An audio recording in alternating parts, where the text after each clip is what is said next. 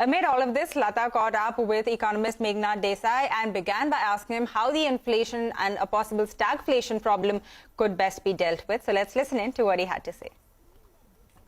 So 70s to about end of 80s, we had a serious inflationary crisis. All the countries had inflationary crisis. The paradigm changed from Keynesian economics to monetary economics. You know, we had full employment, then unemployment became the cure for inflation, and everybody was caught into it. It's a global problem. Yes. The global problem was triggered by an energy price rise. Yes. Very much like at present, oil price quadrupled, you know, when the OPEC people... Early 70s. Yeah. Oil price had not changed from 1918 to 1972. Oh, okay. And it quadrupled. Partly because the dollar had depreciated when America went off the dollar gold thing. Gold standard. But, you know, think of gold was $35 an ounce and what price it is right now. Yes. You know, we have lived through a lot of inflation.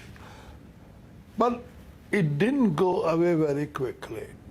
For a while we tried Keynesian policies and so on, Phillips curves and all. But ultimately, the monetarists came to power in the 1980s. Ronald Reagan, Margaret Thatcher, Helmut Kohl. Paul Volcker. And Paul Volcker got in there and increased interest rates like nobody's business. And the idea was, without real pain, there is no cure to inflation. Oh.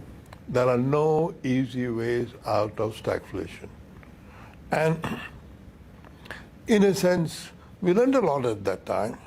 I mean, the new Prime Minister of Britain, Liz Truss, thinks Margaret Thatcher cut taxes.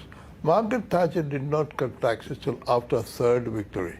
Oh, okay. You know, in the late 1980s, you know, she allowed Nigel Lawson to cut taxes.